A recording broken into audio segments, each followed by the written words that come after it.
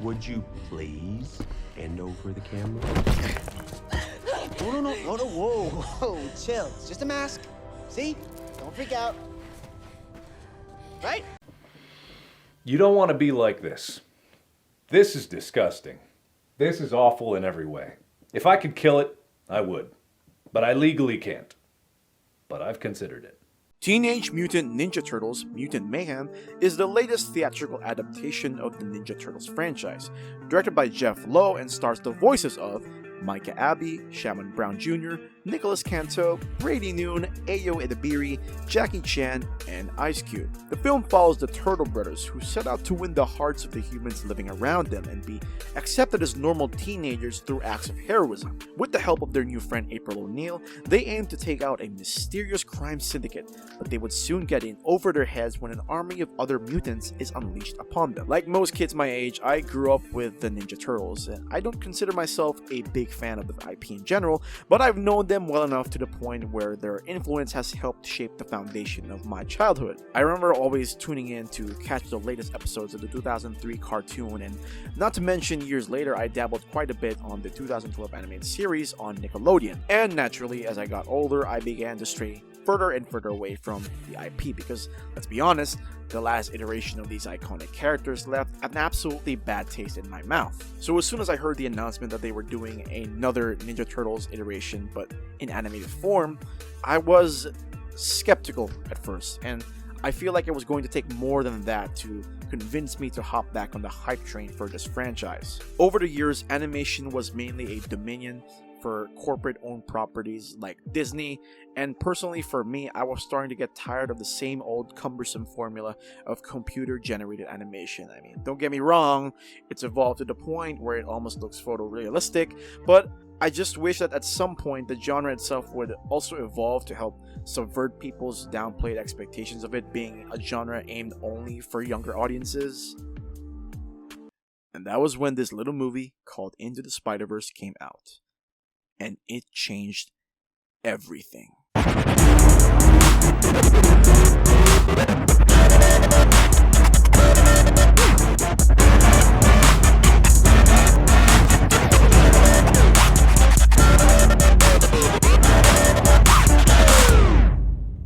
Now, I don't mean to segue here, but I just can't help but get the idea that the animation for Mutant Mayhem was loosely inspired from Spider-Verse. I was pumped, like a kid going through their first delusion thinking they're about to have sex for the first time. And it's not solely about the fact that the animation looked hella smooth, and trust me, it looked hella smooth like butter. It's also the fact that they are now going a different direction for the Turtles in general. I mean, it's in the name.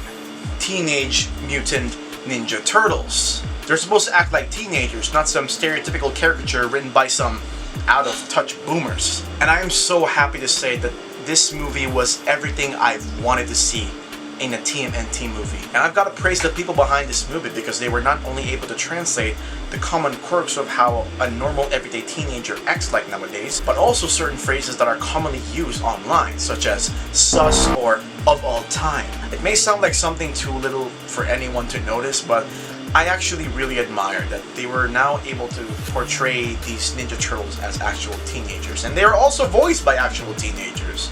I believe one of them voiced Gumball and is also a former YouTuber. Mutant Mayhem also values the importance of how being different doesn't necessarily need to define your future, and the world could be a pretty fucked up place to adapt in. I generally had a wild fun time with this movie, but for other people like hardcore Ninja Turtles fans, this may not always be the case. There are certain aspects to characters that were quote-unquote changed to appeal to a new generation of people being introduced to the franchise. For example, they changed April O'Neil's entire personality for loyal fans of the cartoon or even the comics. This may come as a shock for some of them. She was always portrayed as the badass, overly confident reporter. In Mutant Mayhem, she's quite the total opposite of that. She has a case of social anxiety and is more of an outcast that's definitely in tandem with the Turtles' struggle of trying to fit in with a society that doesn't quite value them all that much. Another example of that is Splinter, who was excellently portrayed by Jackie Chan. In the cartoons growing up, I always saw him as the stereotypical shonen protagonist whose sole purpose is to be a leading guide for our titular characters, who is also a total badass. In Mutant Mayhem, his personality is comparable to a father who would keep a close eye on the clock to see if their kids will be back before 9, while also being a total badass. Overall, while these changes could be very divisive for some audiences, I very much embrace them, because it added a completely new depth to these characters, while also reminding me why I even loved them in the first place. With Seth Rogen being heavily behind every leading charge of this movie, I just kind of find it hilarious that no one ever seems to bat an eye to his last animated feature.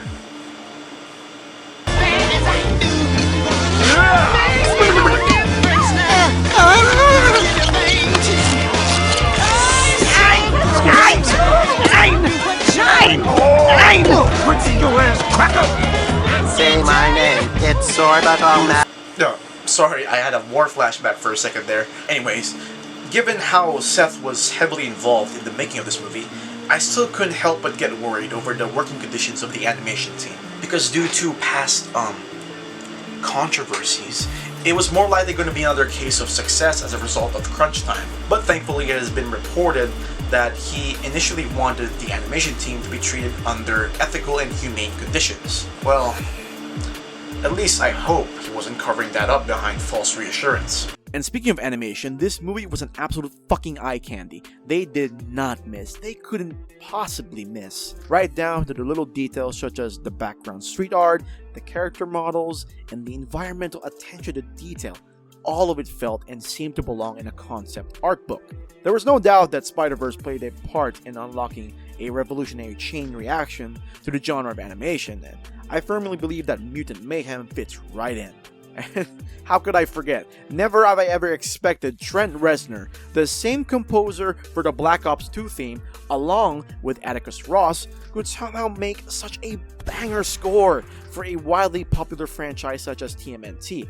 And they absolutely delivered, man. And there are certain parts of this movie that could very much well be a love letter to longtime followers of the street and hip-hop music genre. I think the only problems that I had with Mutant Mayhem was Ice Cube's character Superfly, and the movie's heavy reliance on its humor being sometimes very out of place in certain scenarios. Don't get me wrong, I loved Ice Cube's portrayal, but I just wish that they added a little bit more weight to his character and his backstory that could serve as an integral part to the story in general, and how it could be resolved in a different way other than being the one-shot villain whose sole purpose is to take over the world and all that shit. But hey, what do I know?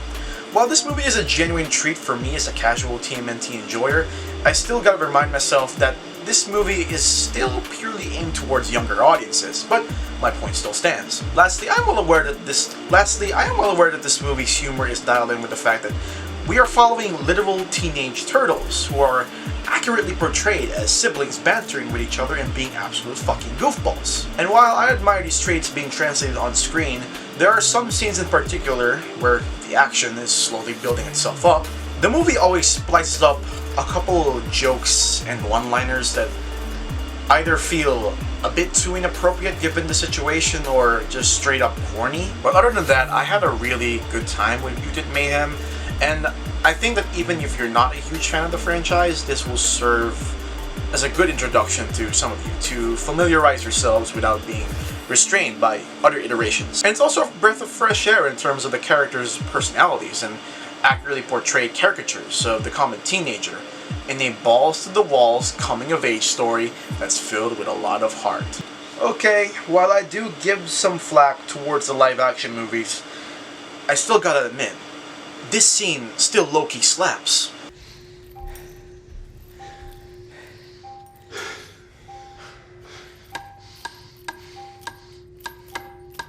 MC Mikey. MC